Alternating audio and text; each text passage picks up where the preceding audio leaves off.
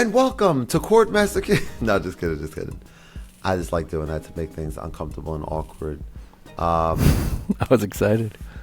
All right, well, let's keep it. Welcome, ladies and gentlemen, to Khordmaster Keys. Today, see, I can't do it with a straight face now. I can't do it. Now it's too much pressure. Yeah, put sorry. too much pressure on me just now, Shelby. Yeah. Just do me a favor and just like, I don't know what you at this point, it's a lost cause at this point. Yeah. All right. I want to know how you're doing today, first and foremost. Doing good. You know, always slightly tired as a dad with 2 kids. How old are your little ones? 4 and 9. 4 and 9. Boy, girl? 9-year-old boy, 4-year-old girl. Nice. You got one of each. Good stuff. Yeah. Good stuff. You like being a dad? Oh, yeah. It's the best. Awesome, It's, right? I mean, our first kid was unplanned. And I'm glad because I feel like, I don't know, we were just being silly, living in Los Angeles, partying, whatever. Kind of needed that like reality slap. But my favorite part just like destroys your ego, like your artist ego. Everything's like, it's like it's not about How you. so? It's not about you anymore. And then, like this, Gotcha. these like ideas as an artist. It's like what this doesn't.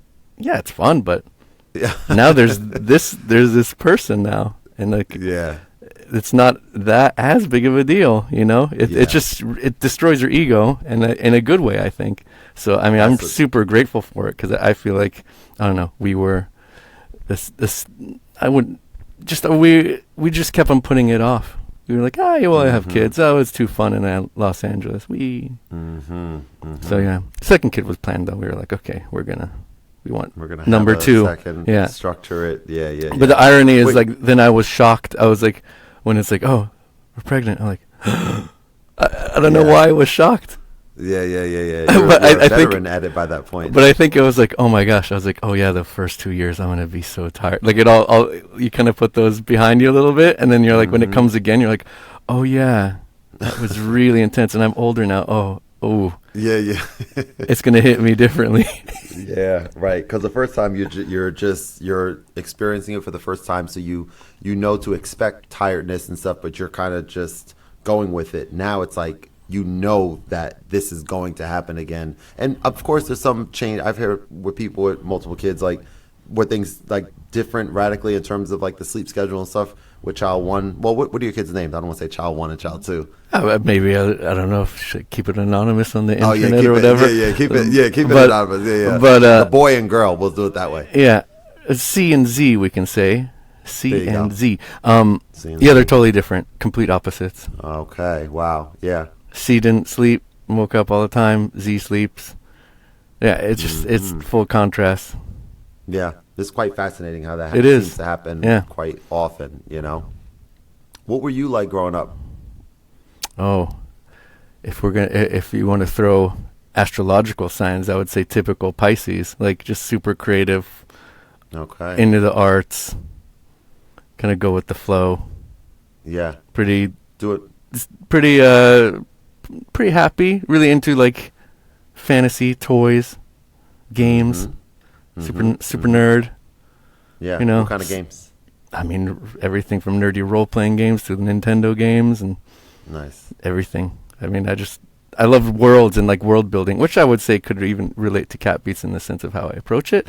But just really into like always really into the arts and writing and all that. So if I forget which one's left brain, right brain, I was like all the way on the other spectrum. Though I kind of did find a affinity with computers and stuff since my dad was a computer scientist and kind of bought us, like we had a computer in the house all the time, and this is the 80s, like I mean VIC-20 when I was in elementary school, so which is a Commodore VIC-20, and he had always had PCs, and I even wanted to run like a bulletin board, you know, where people call your computer on a phone line in like 6th grade.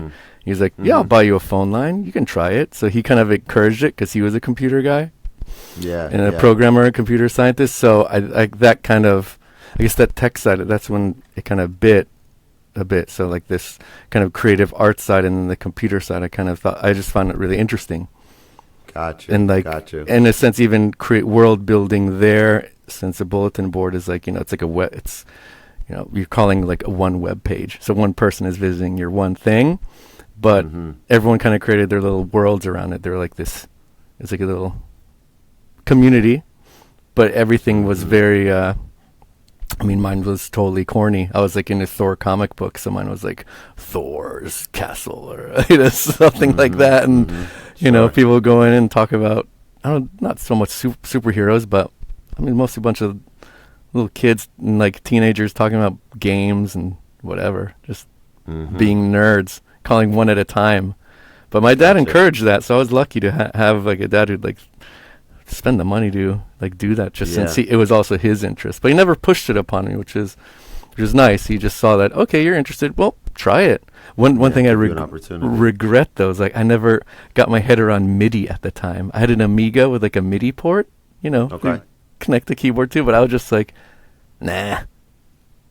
Now I'm like, why didn't I do it? Why didn't my brother was doing it. He had like an Atari ST, which is like it had a built-in MIDI port on it, which is crazy for a computer at the time. And that's like the classic sequencer that Aphex Twin and all these people used, so but he was kind of messing with that. So yeah, I think my brother, of course, big brother, inspired me to some extent with like music, but I was he was messing with that downstairs. I was like, I just want to play my games. Yeah, I want to play some Mario Brothers or Zelda. It was like 80s ninja games. Okay. Like oh gosh, there's one Saboteur, which is like you're like a ninja and you have to sabotage stuff. But there was another one which it's not Dragon Warrior. Oh gosh, now it's blanking because you're putting me on the spot. But it was just a good fighting game with like flips and stuff. It was cool. Yeah, I'm a big game guy. I mean, I always have been. I play a lot less now, so now it's very, as you know, being a father, having other responsibilities. But there are certain games that like are non-negotiable, like must plays, like the new Legend of Zelda, for example. So I'm going through that right now on Nintendo Switch and having. Actually, I'm enjoying it. But did you play Breath of the Wild? Oh yeah, I love the first one. Yeah. Okay, so I loved the first one as well. The second one I am enjoying for sure. But there's too much overlap in terms of music, in terms of, just everything. There's obviously a whole new mechanic in the game, of course, but there's like too similar with a lot of the other aspects that are just making it not as enjoyable, not as fresh for me. But it still is a very fun game for sure, of course. I can't wait for that new 2D Mario Brothers game coming in October. Have you seen the trailer for that? No, did it maybe? Super Mario Wonder, it's called. No. It's like, first one in I don't know how many years, but a very long time, like a brand new, 2D Mario game. So that's going to be an event for me, like that weekend. Like, all right, That's I'll nice. be playing that nonstop for sure. I'm very much looking forward to it. Yeah, the Zelda's on my list, and everyone played it, but it's summertime in Sweden, and I don't know if you're aware how Sweden like kind of sun worshippers. So it's like because it's pretty dark, gray, like most of the year, which I think is kind of fun for creativity or whatever. But I didn't grow up here. I grew up in the East Coast, similar to yourself, Washington D.C. area. Oh, okay, I was gonna ask. Okay, so you were raised there and then went out to L.A. at some point. Yeah, and worked there, and then Sweden. What brought you to Sweden? And my wife, Swedish wife, Swedish life. Okay. Nice. So she's from, her family's there. Yeah. She was living out here with you, and then you guys decided at some point to move back over or move over there. Okay, got it. And then we were indecisive as well and jumped back to America. I'm like, I don't know what to do, but I don't know. Wait, not now. You're in Sweden now. In Sweden now, but before pre-kid, we were just like, Sweden, let's go to LA. So it was like actually like LA wasn't, we were in Sweden, then went to LA. Got you. I see. Okay. Yeah. And used to work for Electron. Yeah, just what was that experience like? Did that for 2.5 years. Stopped only a few months ago. It was really fun. It's super interesting to kind of peek behind the veil and see how the inner workings of that. I mean, professionally, I am a product designer. I mean, in that role, like obviously the roles in tech always evolve. So I would say like my first tech role was graphic design and more print design, and then new media designer, and then then kind of split to, I was still doing graphic design, even like record covers and print stuff and web, and then it kind of split at some point, like UX design, visual design had a split, so I went to user experience design, kind of cruised on that for a while, and then at some point I was like a UX / content strategist, did some stuff for Microsoft, like Surface.com and Windows.com, and then by the time I got here, it was still split, but then the industry kind of merged, like UX and visual design became kind of product design, and it encapsulated a bit more, even like strategic aspects, which I was privy to on other projects. Okay. So when I came to Electron, so I came at it from this like kind of my corporate experience, kind of coming in there and coming into like music industry job, which interestingly, I mean, there is, I mean, it's Sweden, so of course there's people who have been at Volvo and different like vehicle companies, like developers and whatnot there, but like music industry, it doesn't seem like people really, it seems like a lot of people kind of start in the industry somewhere and kind of stay in that industry, opposed to kind of cross over. I mean, I don't have statistical numbers, but I my joke was I always felt like the corporate guy in a way, since I did, but I'm like the most non-corporate person you'd meet, but I'm used to working for like Microsoft or Mitsubishi, and there's a certain level of, you know, how organized and how much staff stuff those projects are, and obviously like Microsoft's huge, so of course like a music industry company's not going to have as much staff on a specific project. So I mean, you put on a lot more hats. And for me, it was interesting since my first hardware synth was an Electron synth, because I was obsessed. Going back to my little computer story, I love the Commodore 64, 80s computer. Kids loved it back then. Had a very specific sound chip in it. But the first Electron machine was the SID station, which uses the SID chip from the Commodore 64. Boop, in the hardware synth. I was a Ableton guy. I was software. I didn't really care about hardware actually at the time, but I was like, this one I need. And then I had that, and I had my Ableton set up, and MIDI would go to that and record straight into my computer. And I loved it. It was making like electro bangers and whatnot. But I would say like 8 years ago, well, my brother's always had hardware gear, so he's older, so he'd buy like Korg Electribes or whatever. But I would say in some sense I'm new school, since it was the first Op 1 that hooked me. Like I felt like I was working in LA doing these jobs, and I was like, the last thing I want to do is, I mean, I love making music. The last thing I want to do is open a laptop, be on a thing that I'm on all day, and make music. Yep. Even if it's Ableton and it feels different and whatever, I just couldn't. I was like, I can't do this. I don't want to do this. It's not fun. But I got the Op 1 on Reverb for like $700. Good deal. Yeah. And I oddly enough sat on it for like 6 months. I kind of just goofed with it, and then I don't know. I had watched some tutorial.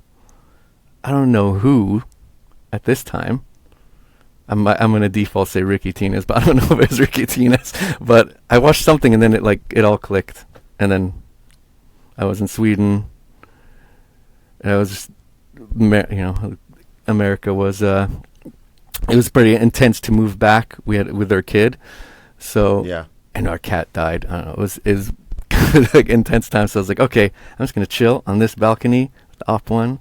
Just make make my beats with my cats and just chill. And that was Catbeats. So walk me through your music making process on the OP1. What do you do? Do you use it as essentially standalone? Do you use it as something with other equipment, or like how do you make a song on the OP1 like with your workflow? Yeah, it's changed a bit. We'll have to get back to the Electron thing too. So we'll take this sidestep.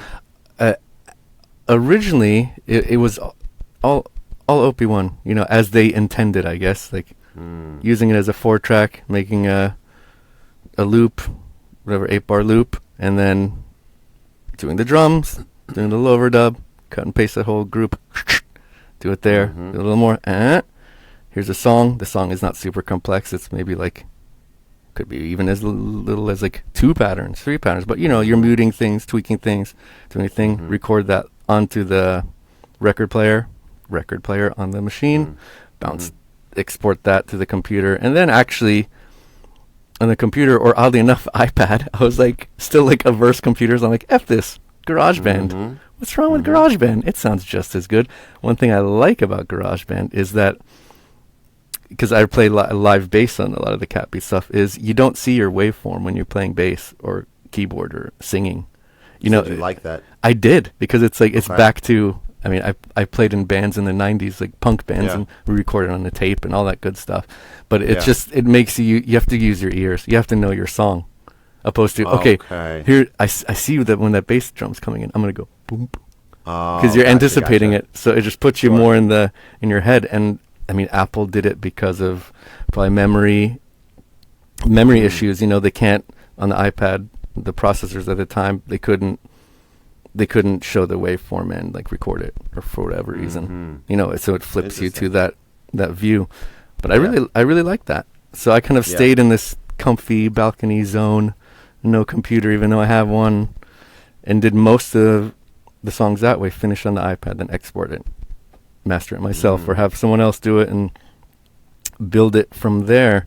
Now, I mean, I still do that, especially when I got the field, I just went straight into old workflow. But now I'm doing crazy stuff like using the clock from that, sending it to a modular little rack, and then lately just using it just as a looper. So the modular's doing its thing. It's all clocked from the op one. I'll do like a little bass part on the op one with a synth sound there, record it on the track, and then it's just looping. Tweak stuff on the modular and just kind of build organically like that. So then it's more reacting to the what the modular setup is doing, because I have kind of generative. I don't have like a huge rack, but just like one row, and I have little sequencers that do like kind of generative stuff. Little sequences, play little melodies. So I just have that going and kind of layering on top. So it's pretty different. It's changed, but I still, of course, will go back to the old way and just be like, sit on the op one and do it. What's nice with what I've done when I got the field, and I'll still do it, you plug in the iPad and then just use some plug-in synth like an Animoog or whatever, and use that as you record that onto the tape. And sometimes, it's going to always default the other synth sound. You can turn down. It'll default to the whatever synth sound you would have like on any of the assigned numbers. Yeah. So you have to do what is shift 1, and you can turn down the volume. But I always kind of even like having a little blend of whatever's happening op 1, creating something unique, like if just a tiny little bit of one of the FM things in there, and then the Animoog through the USB-C. And so then I'm using, then I have it's tiny. I have this and a little iPad mini, and I'm just like, have so many sounds, and just keep on layering on top. We got to unpack this a little further, because that's very interesting. Very interesting. So your USB-C is handling both sending the audio from your iPad synth, as well as it's allowing you to use your OP1 as a controller for the iPad synth, and it's recording into tape, right? That's. But in that case, I'm not even using. I mean, I guess I presume it's always sending audio, but if I'm using Animoog, I'm not using a DAW or anything on the iPad. I'm just controlling as a MIDI controller this thing and getting the audio in from that with the audio setting, and then just recording. So then I have a bajillion iPad synths. So this is why this is so amazing. I'm so glad you shared this, Shelby, because I love having these conversations about teenage engineering products, specifically the OP1 field, because I'm always trying to glean and be inspired with new ways to try using it and see if that way works for me. Because I was like forcing the issue, trying to do certain things with the OP1 field, and it wasn't clicking for me like the OPZ originally did. But what you just described I have never tried that at all. I've only connected my iPad to the OP1 field using USB-C, and I've done other things. I've sampled, chopped samples or recorded samples that way. Maybe even recorded a song from Chord Gadget or something into the tape or whatever. But I've never actually thought about utilizing the amazing Animoog and the Model D, Model 15, all these other synths that I have. It's a huge aha moment for me. So I'm glad you shared that. It seems so obvious too. But I don't know. Cool. I feel like I just tested it one day, and the quirk was I'm like, I'm always hearing the sound from the Op1. Yep, there's that setting you can shift one and like turn it down. But I was like, that's kind of cool though, because then I'm doing this unique combo, even if it's super quiet or whatever. It's like there, so it's super fun. Gotta love it. What about we'll get back to Electron in a second, but since we're on OP1, what about the sequencers? Do you use any of the sequencers like predominantly, and if so, which one? On early Catbeats, on the original Op1, I was all about the monkey drummers and all that. Felt fun, like Nintendo vibes, and pretty easy to sequence. That was predominantly the heavy one, and then I like on the opposite end, the tombola, like just kind of the random thing that happens. But I didn't really use too many of the other ones. I feel like the monkey one was the fastest. I mean, there was the one where you can actually put in the steps, but I felt like it was too I don't know, it was too fiddly for my taste. Agreed. So it's fast on the monkey. But nowadays I kind of shout out to Op1 Maestro Grumpy Snorlax, just like no sequencer, just put on the click and play a drum and just play it. And just yeah. You know? Very interesting. So that's pretty fun. Which then I want to take this on a tangent about Op1 and Chill, but we'll wait. Because Grumpy Snorlax is my connection with Op1 and Chill, and this is like 5-6 years ago. Yeah, he was running it. I'd be thrilled to definitely have that conversation, because I'm very curious, because he was my contact how I kind of got involved with that account. So we'll definitely chat about that. Do you know if anyone uses, or do you know of anyone who uses the Sketch sequencer? I've seen people online use it, but I've never. Okay, I'm like curious. There has to be people out there that use every single one of these sequencers as their primary one, and I think eventually I would love to like have a conversation like, oh, you use Sketch like mostly, like, oh, very cool, like how do you use it, and like what do you do with it, kind of thing. Like we know what it can do, but I'm very curious about that, because it's there for a reason, but I haven't really seen too much really fascinating or interesting use cases. I guess maybe people are keeping it a secret, they don't want to share. Yeah, I haven't used it enough. I don't think it's quantized melodically, right? It's chromatic, so it's going to be messy. You have to be really good at it. Weird sound. Yeah. It is quite interesting. But I'm sure you can find a little tweak. People find things with ways with 100%. Anything. 100%. What do you want to see? I asked this question earlier. The original OP1 was updated and supported for 10 years. So naturally, we've seen some really cool ones, updates already with the vocoder and like velocity sensitivity and stuff. What are some things that you want to see come to the OP1 field, or things that you think will come to the OP1 field? I mean, what I want to see is, I run out of tapes really fast. I mean, but I can't like have them magically. I mean, I guess they could figure out some compression algorithm and suddenly have more tapes, but that's, or archive them or something on there, right? Like something like that, and then you can. I guess like Switch would do on the SD card, right? You can do that, or no, PlayStation could do that. I think both. Yeah, maybe. Yeah, I mean, I mean, it just.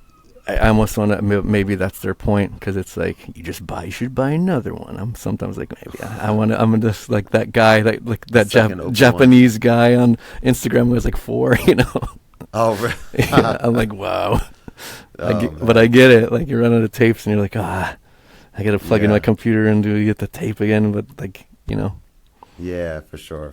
So a little bit more. Yeah, because we had 1 before, now we have 8. 8, is that right? Yeah, 8 total. Do you use the other tapes, or do you strictly use like 1 tape for the most part? I use 2. I feel like the classic studio one sounds the best. I think the tape one is actually kind of a bit too hissy, a bit too lo-fi. And there's another reel, right? I have to I have to turn this thing on here. Double check too. Yeah. And then I like the what do you call it? Mini disc. I think that one's cool. It has kind of the whatever SP1200, like the digital, nice little digital thing happening on the high end, which the old school hip hoppers love. But I think it sounds pretty cool too.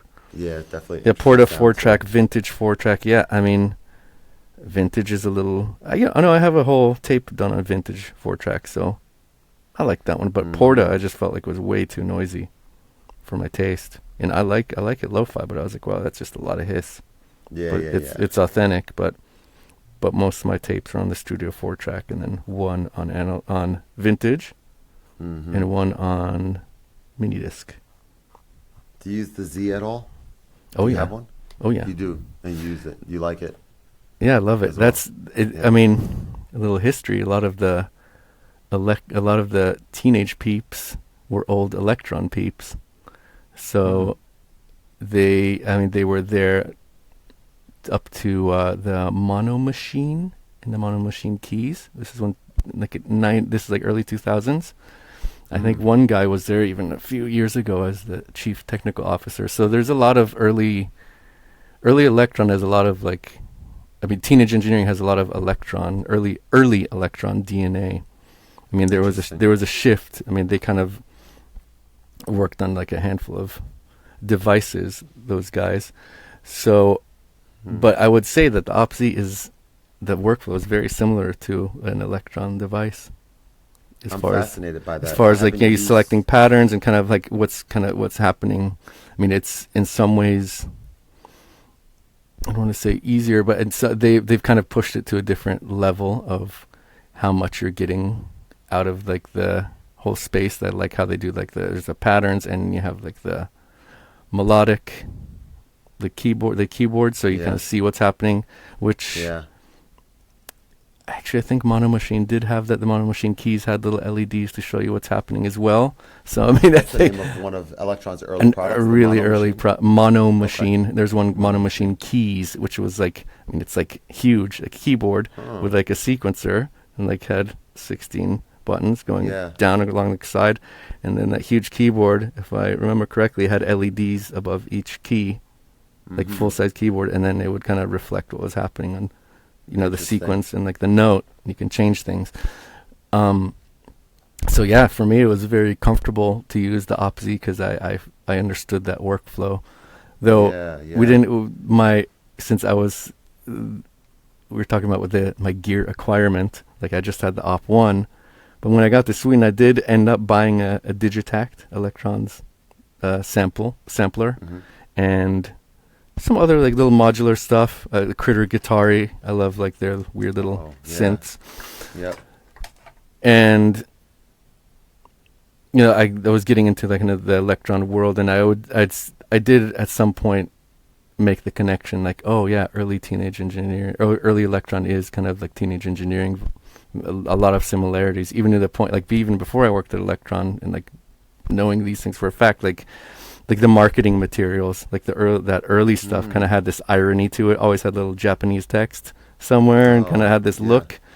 And I recall like the first Op-1 kind of ads kind of had the same look, kind of almost 80s look with a little Japanese text, which I even threw a tip of the hat when I worked on Syntact on the sticker sheet. I put some little Japanese text in there. I was like, throw it back, a little tip of the hat to the old school. Because I mean, of course, when you work at any gear company, I mean, you're as one person said, you're standing on the shoulders of giants. All these people who like built this thing up. Built these workflows up.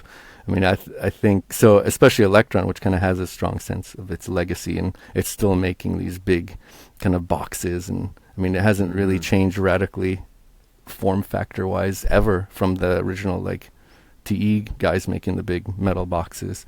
But I mean, that's cool. Like they have a different approach. But I Teenage is a little more wild in a cool way, where it's just like, you know what? It doesn't need to match. So it's like here's this thing and here's this thing, and maybe this little series will match, but so But I mean, it's Kinda just what it is. it's a different approach. I don't think you can even compare the two companies. People try, but it's like Yeah. one's a design agency and one's just solely a music instrument company. Yeah, You and it's know. important to have that distinction. And as you're talking, I've never had a chance to check out any of the electron, like physically touch even at all any of the electron devices. But as you're just describing them, I'm actually going to look it up right now.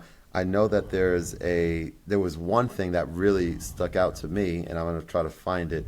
They had yeah, there it is, Digitone keys. Oh The yeah. reason that stuck out to me is it has a keyboard in it on it, which for me, I am a piano player and I love the idea. It's this thing here. Yeah. I So can't read it. I mean, that's kind of a bit like the mono machine keys. So you'll kind of have that That's experience. what it. I mean, mono Yeah. machine keys is way expensive, and mono machine's like legendary. So it's like thousands of dollars for Mm, this or old piece of gear, okay. but it sounds really cool. You actually, I mean, there's definitely some teenage connection there in the sense of they had like a Formant synthesizer that does a little fake human voice. They had a little chip tune synthesizer in there. I mean, it's very quirky. So it's Yeah. very TE DNA there, or yeah. Wow. But Digitone's kind of more updated version of kind of building from like this sequencer with a keyboard where it's with FM synthesis. So it's like a different Yeah. style of synthesis, like leading heavy on that. So it's a fun This one. thing says out of stock right now. So I wonder if it's back ordered or if they. 'Cause I think when it first came out, I think people were like, "Oh, why don't you just get a MIDI controller and connect it to your Digitone or something like that?" But for me, I always prefer, if at all possible, to like do what I want to do on one thing and not connect. I don't enjoy connecting things to things. I don't like that process too much, personally. So that's why this stuck out to me. But I don't know if it's doing well, if it's selling well, if they're gonna make more or whatever. But I'm gonna keep my eye on this because I remember being intrigued by it. Yeah, I'm just And looking at $1,000 a quick picture. seems Yeah, reasonable. it does not have LEDs above the keys. Or Mm-hmm. let's see if Mono Machine keys did the old school. Yeah, that one had LEDs above the keys. Mono Mm-hmm. Machine keys. So yeah, that's full like an OpZ on steroids, which Like is top, super. yeah, If you Google Mono Machine keys, mono machine keys. Yeah, let me take a look I at think that. you I'm you curious. definitely have some on-screen visualization on the Digitone. But I mean, Mono Machine keys. The irony is, if you're an OpZ user, you'd be like, "Yep, I get it."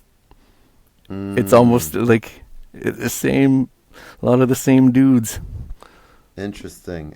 Well, here it is. Okay, And so you see little interesting. LEDs, so it'd be the same thing as OpZ. You'd have your sequence going around on those those big 16 buttons at the Yeah, bottom left, and it would light up above it, and then the corresponding note would also light up above the keyboard.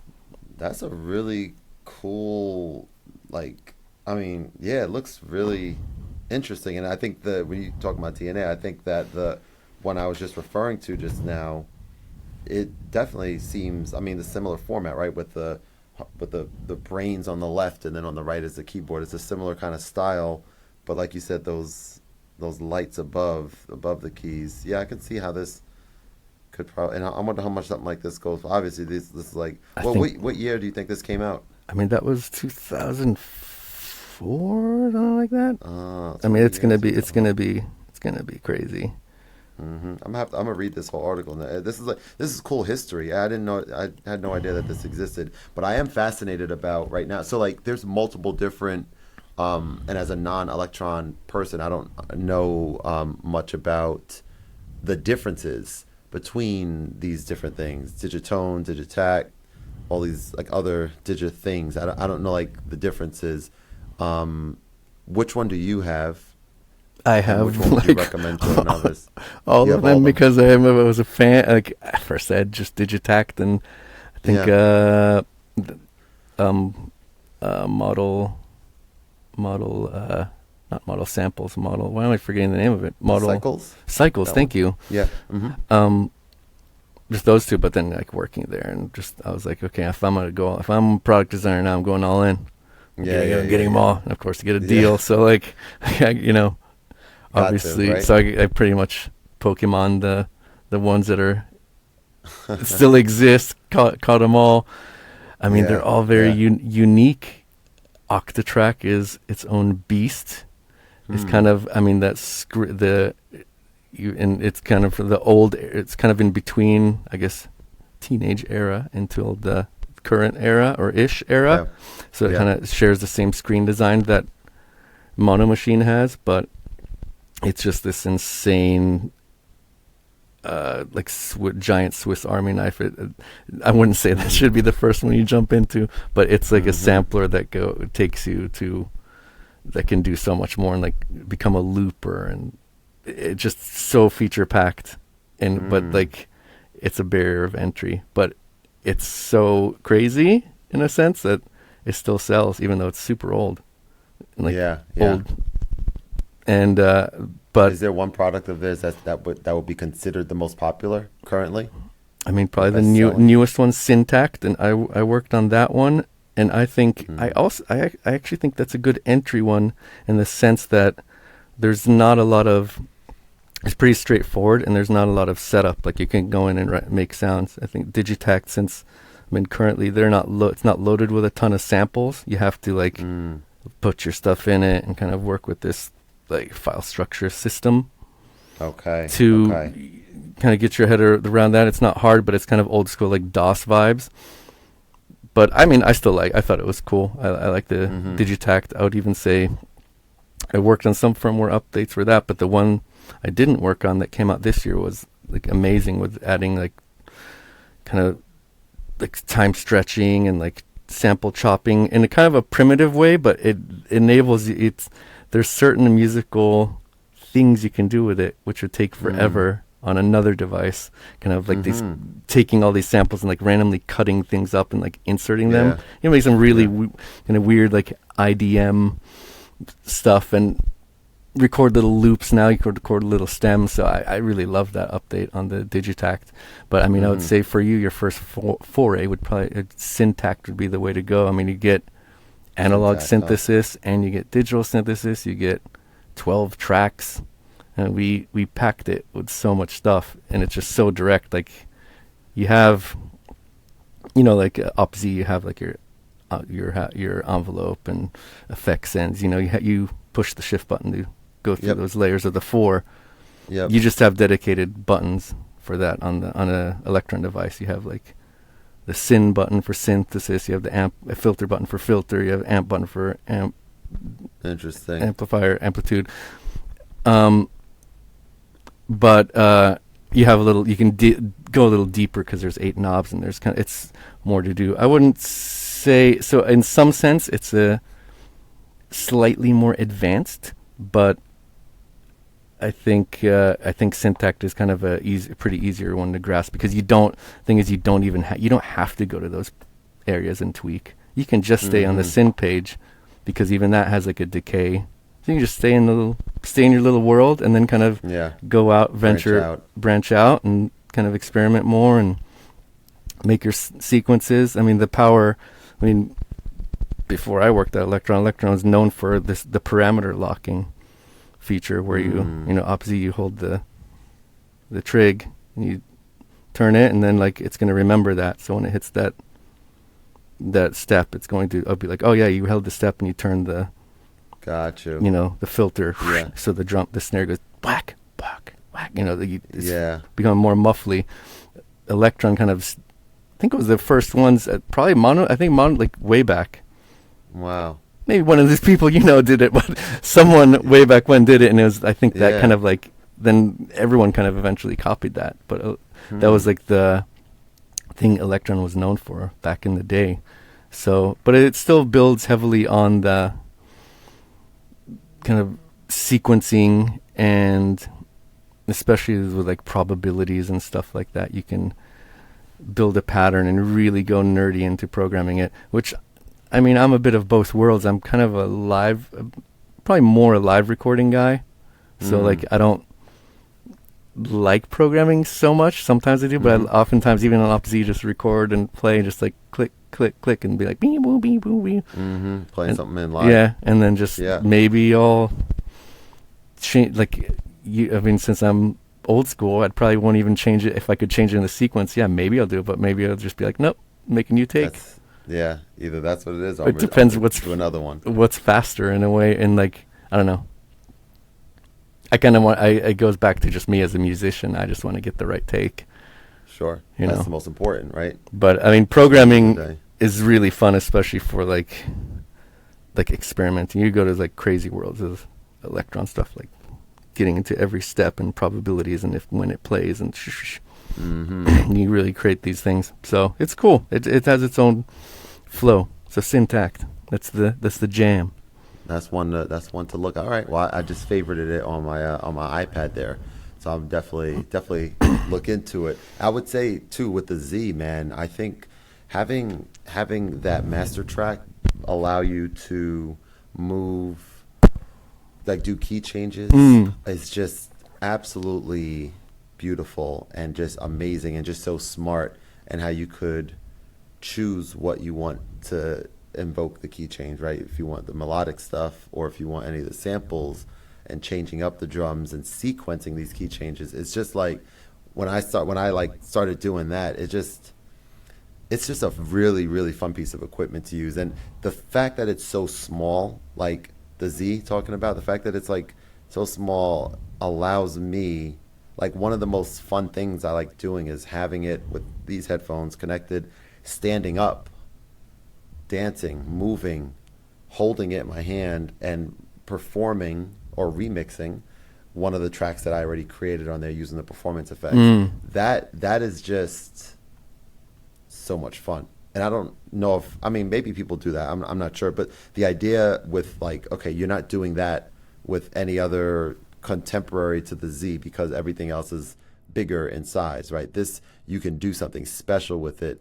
So I tend to take advantage, tap into that a little bit more, you know, using it in ways that you can only use something this small with. And yeah, I was doing it at the airport the other day, and I was just, you know, waiting for my flight, and I'm just like, this is fun. This is nice to be able to do this, you know? Do you I guess you've learned it so you don't need the screen anymore. You just do it without screen. Right. Yeah. That's right. Yeah. I know what I need to know on there to get around really well. I still don't, there's certain things that I still don't fully grasp, like, you know, like the step component. Well, first of all, one thing that I never really got is like the tape track. I don't use it. Yeah. But you know, like I've seen some people kind of use it, and I know you can like change the, I guess the wet dry of how much of it's coming into the sequence and stuff. So you could still do some things to make it useful, but everything else on there, yeah, I feel pretty strong with knowing it. Have you checked out the Sphere video pack? Have you seen that one before? The video pack? No. I mean, I've seen a lot of people made some video packs where, you know, you interact with with your iPad to actually control the OpZ, like in the macros. And like, but that's kind of outside. That's kind of outside of like I guess the intention of the video pack. Yeah. But yeah. But I can't use it because I have a mini. It only works on like the big iPads. I just have an iPad mini, and like they made it so mini. Wait, what you mean? You mean specific packs, or you mean any of the packs? The specific pack, the one I'm talking about. But no, I haven't checked out the Sphere or any of the. I haven't downloaded many packs. Someone, I think TE outsourced and paid a developer to make it, but it's incredible, man. It's like it's a Sphere that just reacts so perfectly to everything. So it's just not doing anything, but if you do some kicks, boom, boom, boom, you'll see it pulsing, boom, boom, boom. Then you have hi-hats, and then it's like rotating. It's like little. It's so cool, man. It's definitely. But I'm like, I want to see more like that. I'm very fascinated because again, that's another differentiating component with the Z, the visual effects with it. I'm a massive fan of it, and now starting to, I mentioned earlier, recording some of my performance with the Z into the tape on my OP1 field, and then having like a 6-minute Z performance that I can then, if I tempo it like the same tempo or whatever, I now could, loop different sections very easily. I can pitch shift it now, so I can like reperform something else or remix it again with the OP1. So that's been quite fun. And it's just always like, even just now, I just thought, I'm like, dang, like the thing you mentioned earlier with the USB-C and this and the, like, that's, if you ever feel as though you're limited with the sounds on the OP1 field and you want different sounds, like this is going to be so much fun to check out. I'm very excited right now. You have endless. Yes, I mean, it's exactly. Exactly. And there's such amazing, soft synths on the iPad. There's like a lot of really, really, really, as you know, because you just described, like Animoog is crazy what you can do with that. And there's several others too. Oh, like like some of these ones from what do you call it? This is gonna be so crazy. From AudioKit, like they have the Saga or Sega one. Have you checked out that one? The Sega Genesis type. It's the like 16-bit video game. Yeah. Yeah. I have too many. I like buy all of it. It's like $2 or $5 max. You're like, okay, like, fine, whatever. Sure, let's do it, right? Why not? Yeah, that's so cool, man. You want to go back to your story real quick? Did you have something else you wanted to share about Electron? Like, working at Electron. With regards to work in there. Oh, it's super fun, like just seeing behind the veil and how it works and kind of, building a product from the ground up, seeing what like intellectual property people have. Everyone is super active, everyone from like engineer. I mean, there's ideas coming from everyone, and it kind of ends up in a pool, and then there's time to evaluations of what can we do, what do we have, like how can we push things, and kind of is really fun to be at the beginning, like we don't know what we're gonna make, and I think we have a rough idea, and let's kind of sell this up to the stakeholders and get approval to do it, because I mean, I come from a software background.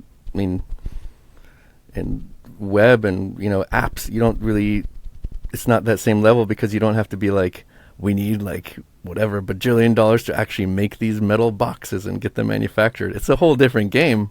In some senses, more risky, for sure. So, getting, and it's working with all the departments, even as a designer, like connecting with sales, connecting with like every department, getting the the projections of how much something sells, because you have to like kind of make this convincing document that this is what we should spend our money and time on, because we have a limited team, limited groups of people. So.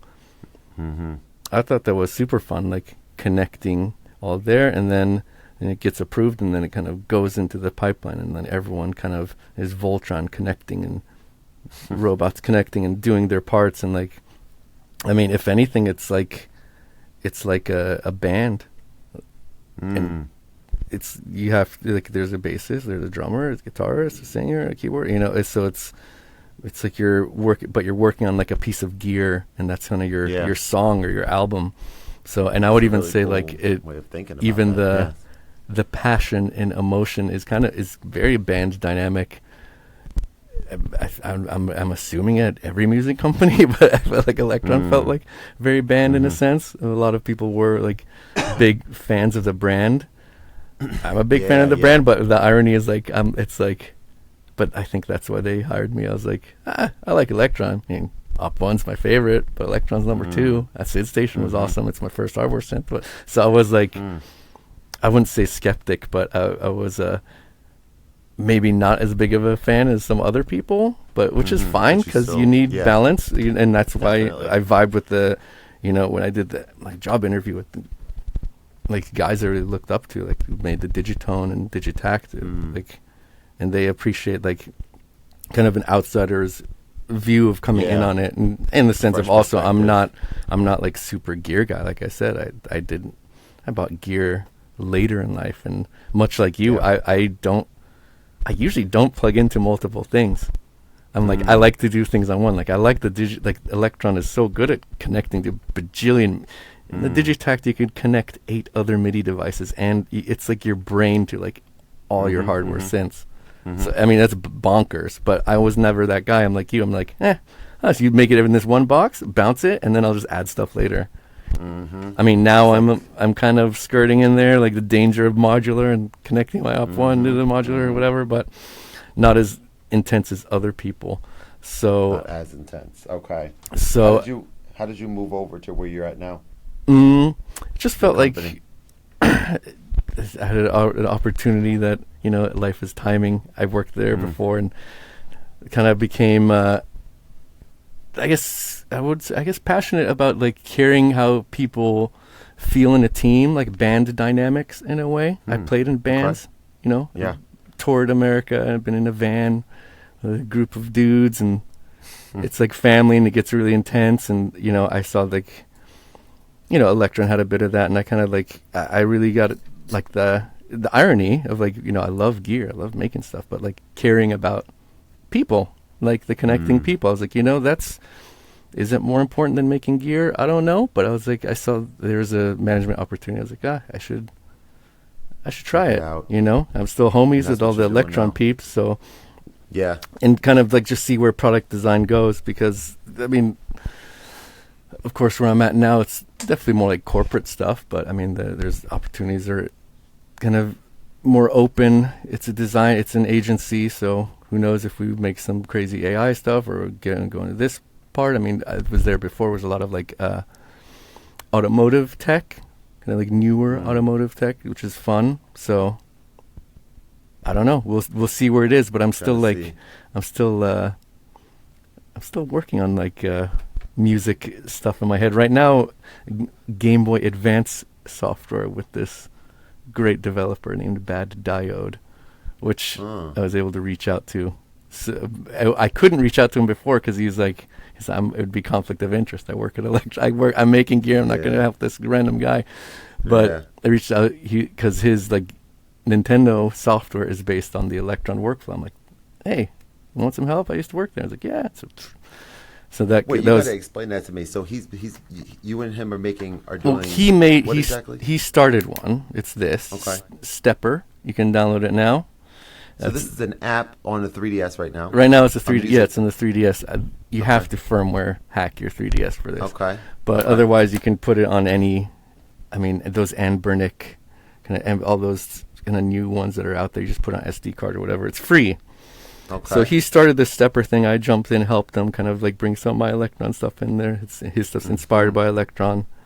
And it's been kind of going back to what my love, like the first Electron device was a chiptune device, the Commodore 64 and a SID station. So it's kind of like I'm going back there, but now in this new context, and helping him kind of get Stepper where it's at. I mean, it's his vision, a lot of it, most all of it, pretty much. I add my little tweaks in there and testing things, and then I have a new idea. I came up with like a more simple workflow, but really focusing on the like speed and kind of the physicality of like the D-pads and the buttons and like this. I mean, there's that what's it called?